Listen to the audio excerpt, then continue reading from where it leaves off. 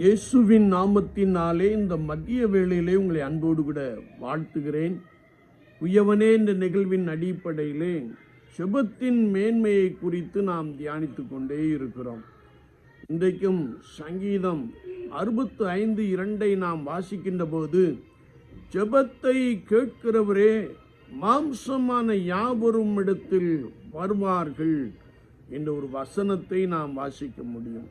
நானும் நீங்களும் ஆராதிக்கின்ற கர்த்தராகிய இயேசு கிறிஸ்து ஜெபத்தை கேட்பவர் என்று கர்த்தருடைய வார்த்தை சொல்லுகிறது.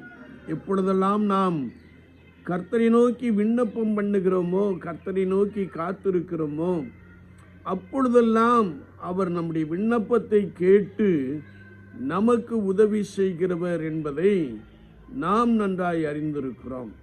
இங்கே கர்த்தருடைய வார்த்தை சொல்லுகிறது, ஆண்டவர் நம்முடைய ஜெபத்தை கேட்டு மாம்சமான யாவரையும் தம்மிடத்தில் அழைத்துக் கொள்வார் என்ற ஒரு வசனத்தை நாம் வாசிக்க முடியும். சங்கீதம் 66:4 நாம் வாசிக்கின்ற பொழுது, பூமியின் மீதெங்கும் உம்மை பணிந்து கொண்டு உம்முடைய நாமத்தை துதித்து பாடுவார்கள்.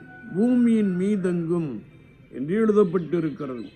ஏசாயா தீர்க்கதரிசியின் புஸ்தகம் 2ஆம் அதிகாரம் 2ஆம் வசனம், மீகா தீர்க்கதரிசியின் புஸ்தகம் 4ஆம் அதிகாரம் 1ஆம் வசனத்தை நாம் வாசிக்கின்ற போது, கடைசி நாட்களில் கர்த்தருடைய ஆலயமாகிய பர்வதங்களின் கொடுமுடியில் ஸ்தாபிக்கப்பட்டு மலைகளுக்கு மேலாக உயர்த்தப்படும். எல்லா ஜாதிகளும் அதற்கு ஓடி வருவார்கள். எல்லா ஜாதிகளும் என்று சொல்லப்படுகின்ற பொழுது ஆல் நேஷன்ஸ், எல்லா தேசத்து ஜனங்களும் கர்த்தருடைய பர்வதத்திற்கு நேராக ஓடி வருவார்கள் என்பதை குறித்து நாம் பரிசுத்த வேதாமத்திலே மிக தெளிவாக அறிந்து கொள்ள முடியும்.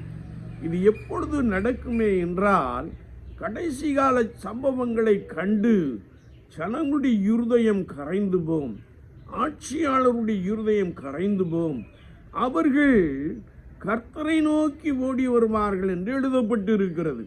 கொரோனா காலகட்டத்திலே நாம் பார்க்கின்ற பொழுது, மகாராஷ்டிரா முதல்வர், ஒரிசா முதல்வர், ஏன் அமெரிக்க பாராளுமன்றத்தை கூட்டி அங்கே கர்த்தரை நோக்கி வேண்டிக் கொண்ட காட்சிகளை நாம் பார்க்க முடியும்.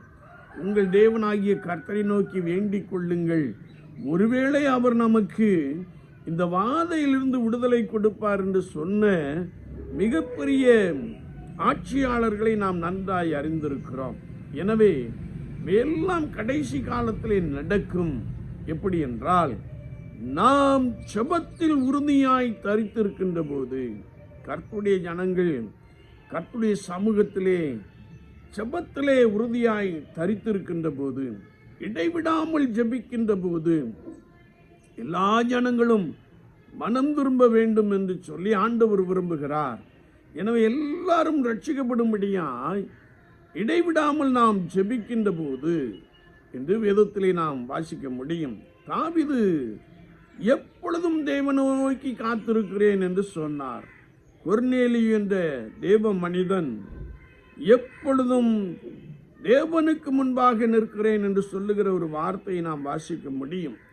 என்னை கேட்டுக்கொண்டிருக்கிற என் அன்பு சகோதரனே, சகோதரியே, கர்த்தராகிய இயேசு கிறிஸ்துவை பின்பற்றுகிற அனுபவத்திலே இரண்டாம் வருகையில் எல்லாரும் இரண்டாம் வருகைக்கு முன்பதாகவே கர்த்தருடைய நாமத்தை தொழுது கொள்ளுவார்கள், கர்த்தரை அவர்கள் அறிந்து கொள்வார்கள், கர்த்தரிடத்தில் வருவார்கள் என்ற விசுவாசத்தோடு கூட நாம் கர்த்தருடைய சமூகத்திலே காத்திருந்து ஜெபிக்கின்ற பொழுது, அநேகர் மனம் திரும்பி ரட்சிக்கப்பட்டு இயேசு கிறிஸ்துவை சொந்த இரட்சகராக ஏற்றுக்கொள்வார்கள். ஏனென்றால், நினிவே பட்டணத்திலே யோனா போய் 3 நாள் விஸ்தாரமான பட்டணத்திலே ஒரே நாள் பிரயாணம் பண்ணி, இன்னும் 40 நாட்கள் உண்டு, நினிவே கவிழ்க்கப்பட்டு போகும் என்று சொன்னார். நினிவே பட்டணத்தார் எல்லாரும் மனம் திரும்பினார்கள். ராஜா முதல் கொண்டு கால்நடைகள் வரைக்கும் ஒன்றும் சாப்பிடாமல் ரட்டுடுத்தி சாம்பலிலே உட்கார்ந்தார்கள். அவர்கள் மனம் திரும்பினார்கள். ஆண்டவர் அந்த பட்டணத்தை காத்து கொண்டார் என்று நாம் பரிசுத்த வேதாமத்திலே தெளிவாய் அறிந்து கொள்ள முடியும். எனவே ஜெபத்தை கேட்கிறவரே மாம்சமான யாவருமிடத்தில் வருவார்கள் என்ற வசனத்தின்படி ஆண்டவர் விண்ணப்பத்தை கேட்டு உலகம் முழுவதிலும் ஒரு மனம் திரும்புதலை கட்டளையிடுவார். அவர்கள் இயேசு கிறிஸ்துவை அண்டிக் கொள்வார்கள். அவர்கள் இயேசுவே மெய்யான தெய்வம் என்று அறிக்கை பண்ணுவார்கள். அப்படிப்பட்ட சம்பவங்களை பார்க்கிற அநேகர் இயேசுவை உறுதியாய் பற்றி கொண்டிருப்பார்கள். என்னை கேட்டுக்கொண்டிருக்கிற என் அன்பு சகோதரனே, சகோதரியே, பரிசுத்த வேதாமத்தில் எழுதப்பட்டிருக்கிறவைகள் எல்லாம் நடந்து கொண்டே இருக்கிறது. இந்த வார்த்தையும் நடக்கும்.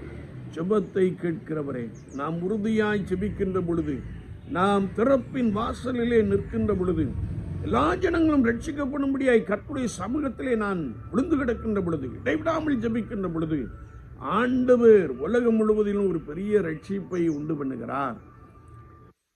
ஜனங்கள் எல்லாரும் இயேசு மண்டை வருவார்கள். ஆண்டவருடைய வார்த்தை அந்த நாட்களிலே பலமாய் நிறைவேறும். ஆண்டவர் அப்படிப்பட்ட ஒரு உன்னதமான அனுபவத்தை, ஜெபிக்கின்ற ஒரு அனுபவத்தை, இடைவிடாமல் கர்த்தரை நோக்கி பார்க்கிற ஒரு அனுபவத்தை நமக்குள்ளே நிறைவாய் கொடுப்பாராக. ரட்சிக்கப்படுகிற ஜனங்களை கர்த்தர் அனுதினமும் சபையிலே சேர்த்து வந்தார். இந்த வார்த்தை நிறைவேறுவதாக.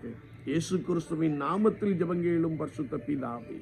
ஆமென், ஆமென்.